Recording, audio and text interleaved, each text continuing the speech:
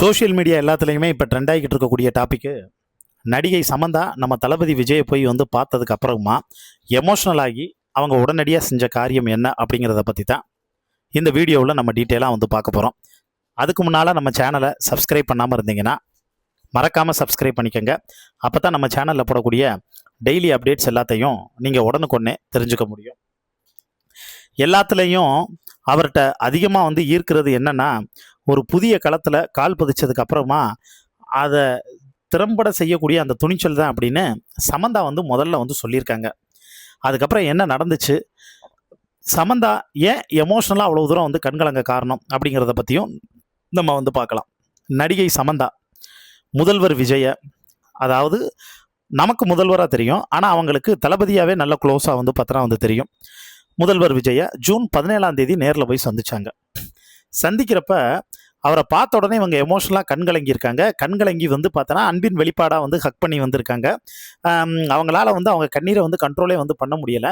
அதுக்கு காரணம் என்ன ஒன்றா, சமீப காலமாக மனதளவுலேயும் ரொம்ப சமந்தா வீக்காக இருந்தாங்க. அதுக்கப்புறமும் அவங்க கொஞ்சம் கொஞ்சமாக போராடி அவங்களுக்கு இருக்கக்கூடிய அந்த பர்சனல் குறைகள் எல்லாமே உங்களுக்கு தெரியும். உடல்நிலை சரியில்லாமல் இருந்து அதிலிருந்து மீண்டு இப்போ தான் அவங்க அடுத்த கட்ட வாழ்க்கைக்கு மூவ் ஆகி ட்ராவல் பண்ணிக்கிட்டு இருக்காங்க. அதனால கான்ஃபிடென்ட்டாக இருக்கக்கூடிய ஒரு ஆட்களுக்கு இன்னொரு கான்ஃபிடென்ட்டாக இருக்கக்கூடிய ஒரு ஆளை பார்த்தா எப்பயுமே ரொம்ப பிடிக்க ஆரம்பிச்சிடும். ஏன்னா தனக்கு இருக்கக்கூடிய ஸ்ட்ரகிள் எல்லாத்தையுமே, அதாவது இந்த இது சொல்லுவாங்கல்ல, தனக்கு சோதனையாக வரக்கூடிய எல்லாத்தையும் சாதனையாக மாற்றுறது, எல்லாத்தையும் வெற்றி படிக்கட்டாக மாற்றுறது, அந்த சூத்திரத்தை யார் கடைபிடிக்கிறாங்களோ அவங்க எல்லாருமே இந்த சாதனையாளர்களுக்கு ரொம்ப பிடிக்கும்பாங்க. அது மாதிரி தான் சமந்தாவுக்கும். சமந்தா இன்ஸ்டாகிராம் பக்கத்தில் ஒரு ஃபோட்டோ போட்டு பதிவு பண்ணியிருக்காங்க.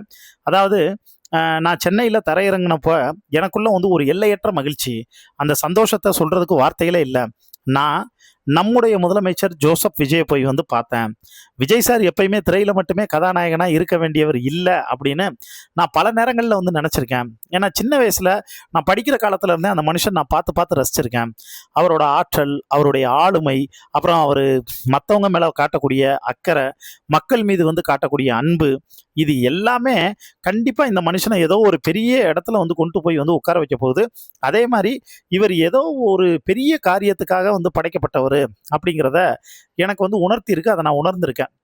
எல்லாத்தையும் விட அவர்கிட்ட எனக்கு அதிகமாக ஈர்த்தது என்ன விஷயம்னா, என்னோட இன்ஸ்பிரேஷன் என்ன அப்படின்னா, அவரை அதாவது அவர்கிட்ட நான் இன்ஸ்பிரேஷனாக எடுத்துக்கிட்ட விஷயம் என்னென்னா, ஒரு புதிய களத்தில் கால் பதிக்கக்கூடிய, அதாவது எந்த ஒரு அனுபவம் இல்லாமல் ஒரு புது களம்ங்க.